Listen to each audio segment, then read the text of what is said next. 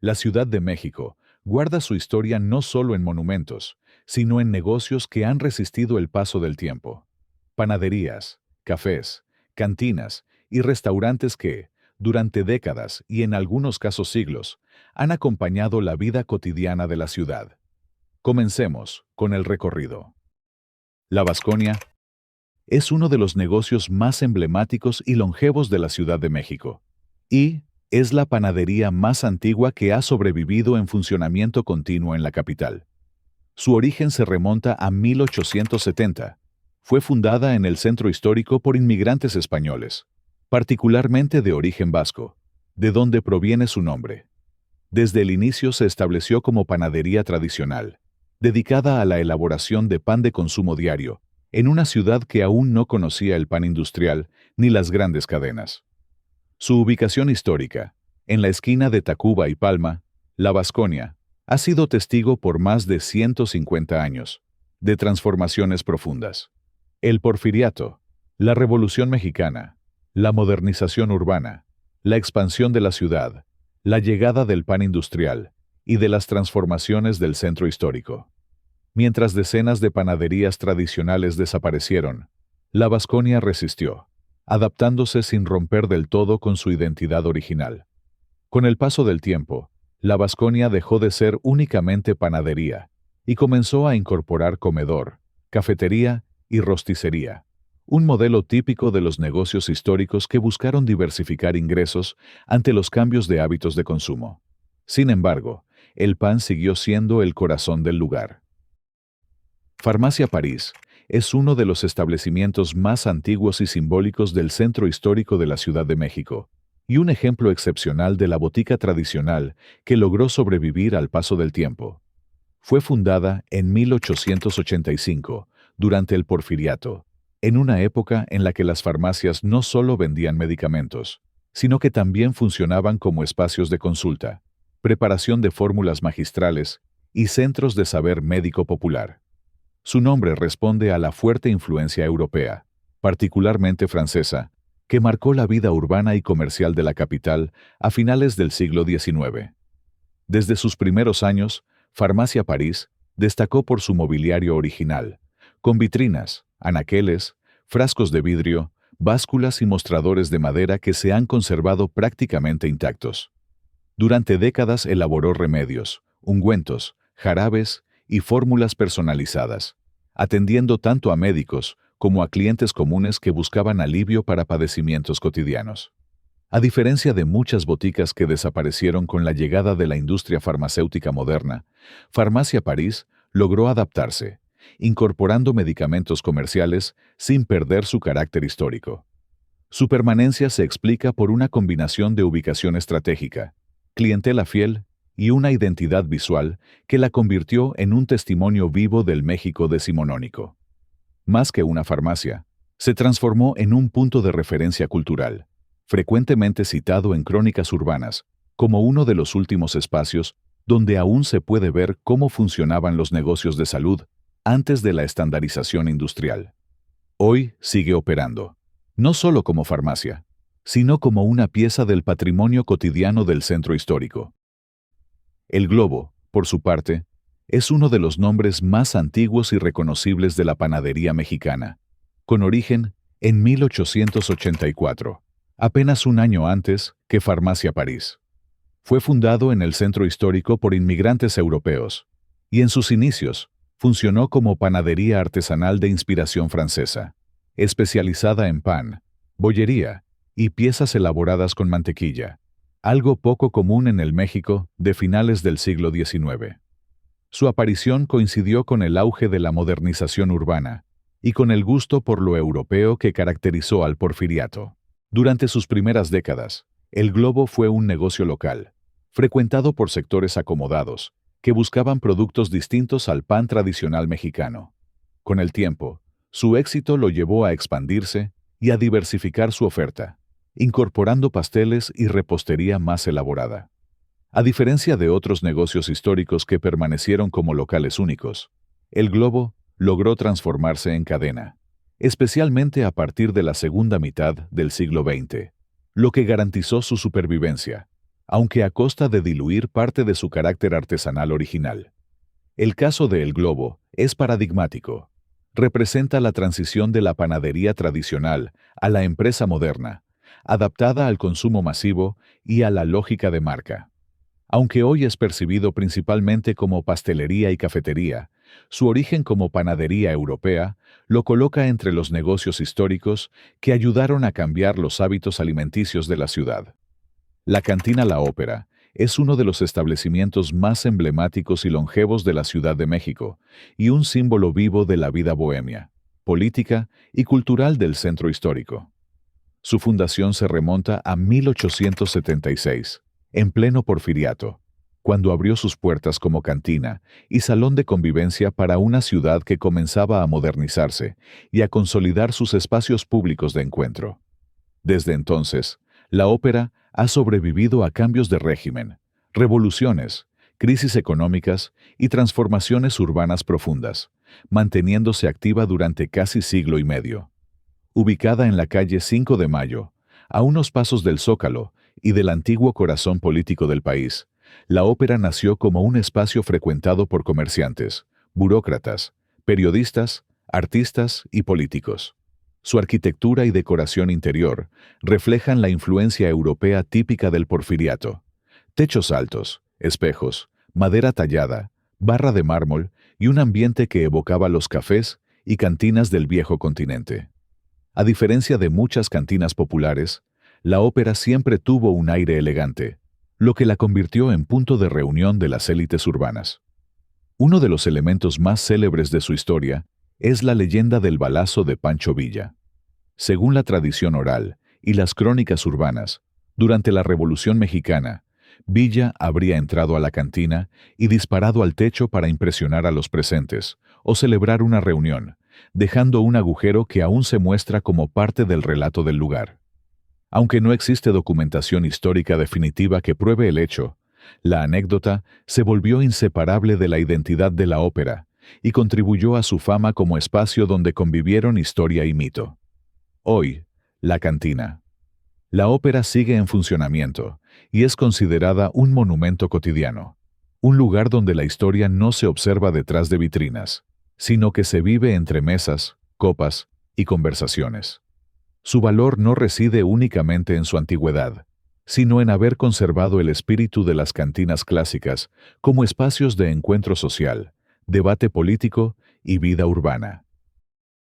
El Molino La Aurora es una de las panaderías tradicionales más representativas del centro histórico y un claro ejemplo de los negocios de pan que lograron sobrevivir al siglo XX sin convertirse en cadena ni perder su identidad popular. Su origen se sitúa a finales de la década de 1920, en un contexto urbano marcado por la reconstrucción posterior a la Revolución Mexicana y por una ciudad que aún dependía de los hornos de barrio para el abasto cotidiano de pan. Desde su fundación, el Molino La Aurora nació como panadería en sentido estricto, dedicada al pan de consumo diario y al pan dulce tradicional. Su clientela original estaba compuesta por trabajadores, comerciantes y familias del centro, para quienes el pan no era un lujo, sino parte esencial de la dieta diaria. A diferencia de las pastelerías finas o los cafés elegantes, La Aurora se consolidó como un negocio funcional, accesible y constante, donde se compraba el pan de siempre. Su nombre, El Molino, remite a una época en la que muchos negocios panaderos incorporaban términos asociados al trigo y a la molienda, aunque en la práctica funcionara como horno urbano. El añadido, La Aurora, respondía a una costumbre comercial del siglo XX, evocar progreso, renovación y esperanza en una ciudad que buscaba dejar atrás los años de conflicto armado. Durante décadas, El Molino, La Aurora, mantuvo una producción continua de pan dulce clásico mexicano. Conchas, cuernitos, orejas, hojaldras, bizcochos y piezas sencillas que formaron parte del desayuno y la merienda de generaciones enteras. El Molino La Aurora también forma parte del paisaje urbano invisible del centro. Esos negocios que no aparecen siempre en guías turísticas, pero que sostienen la vida diaria de la ciudad. Su mostrador, el ritmo constante de clientes y el olor a pan recién hecho, Son parte de una experiencia que hoy resulta cada vez más escasa en una capital dominada por productos industrializados.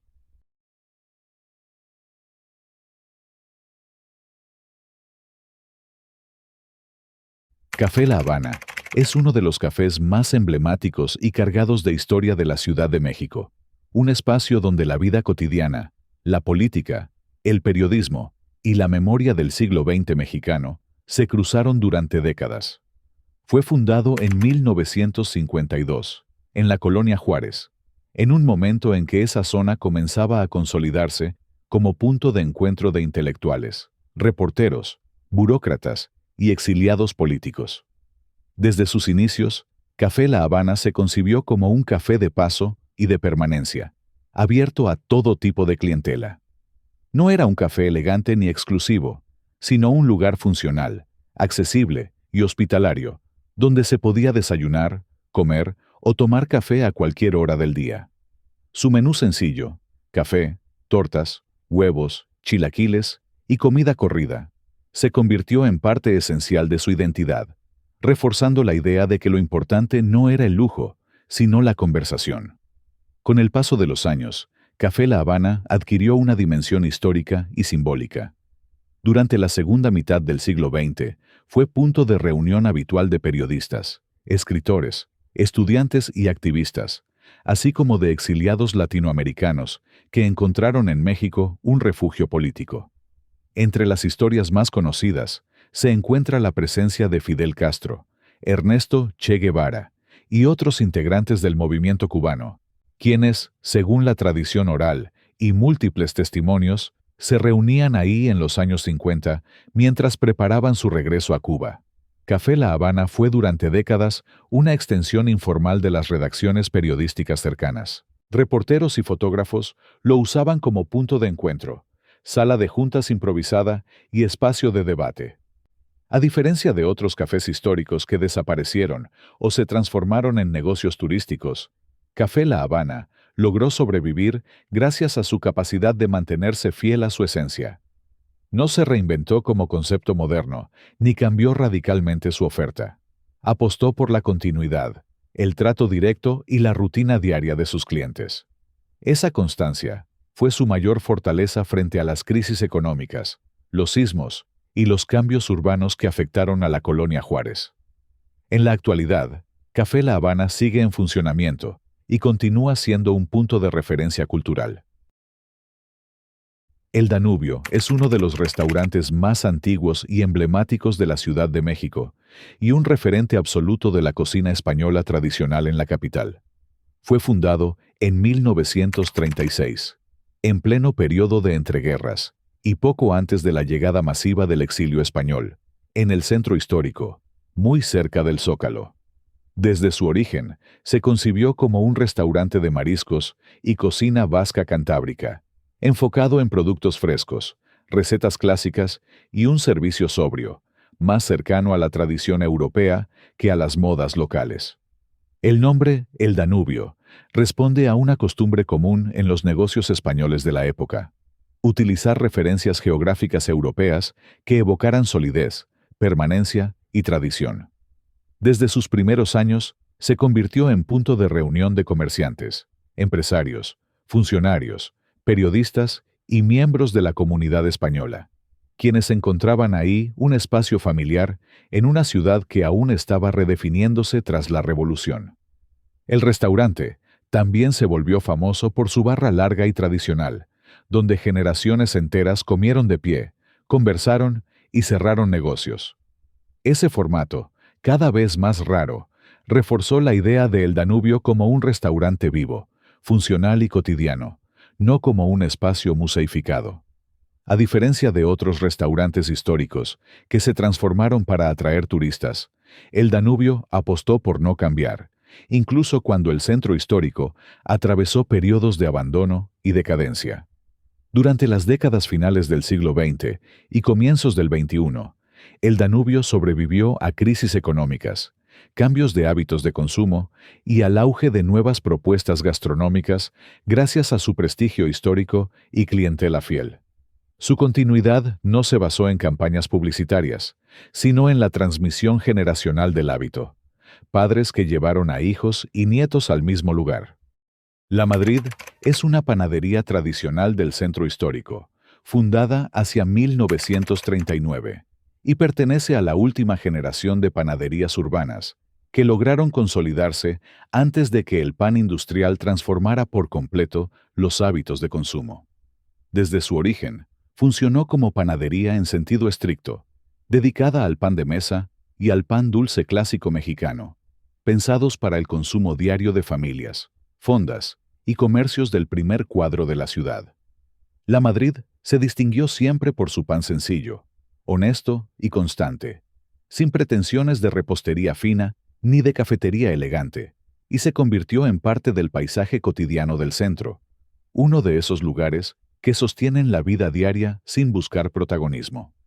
Hoy, la Madrid es recordada como una panadería histórica viva, ejemplo de la resistencia del oficio panadero tradicional, en una ciudad donde cada vez quedan menos hornos urbanos auténticos.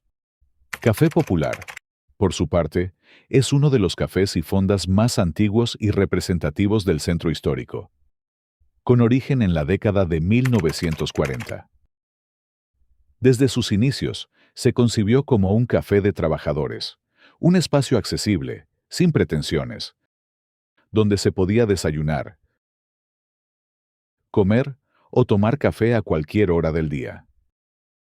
No nació como café literario ni bohemio, sino como parte de la vida cotidiana del centro. A lo largo del siglo XX, el café popular sobrevivió a crisis económicas, al abandono temporal del centro histórico y a la competencia de cadenas modernas gracias a su constancia y arraigo. No se reinventó ni se modernizó artificialmente. Siguió cumpliendo la misma función social que tuvo desde el principio: alimentar y dar café a la ciudad trabajadora. Hoy, el café popular es considerado un espacio emblemático de la memoria urbana. Un lugar donde todavía se percibe el ritmo de la Ciudad de México de mediados del siglo XX.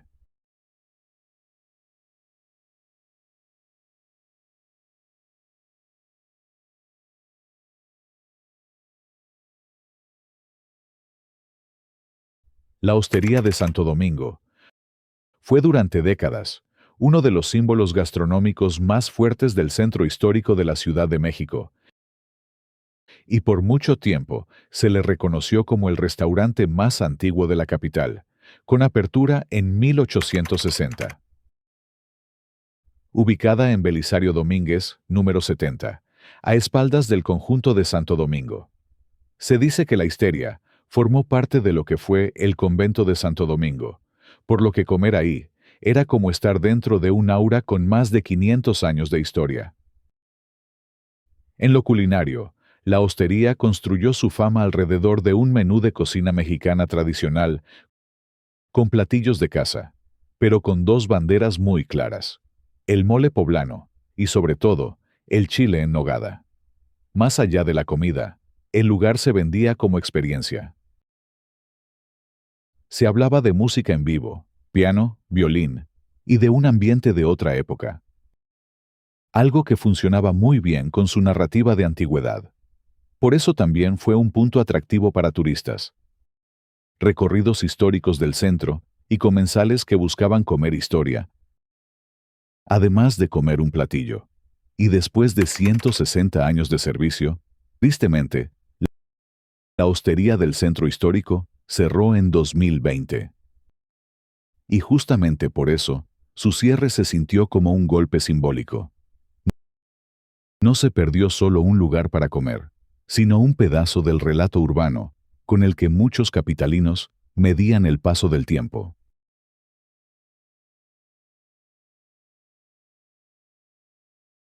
Gracias por llegar al final de este video. Déjame en los comentarios qué te pareció y si crees que faltó algún otro lugar para que podamos hacer una segunda parte. No olvides suscribirte al canal y dejarnos tu like. Eso nos ayuda muchísimo a seguir compartiendo estas historias. ¡Hasta pronto!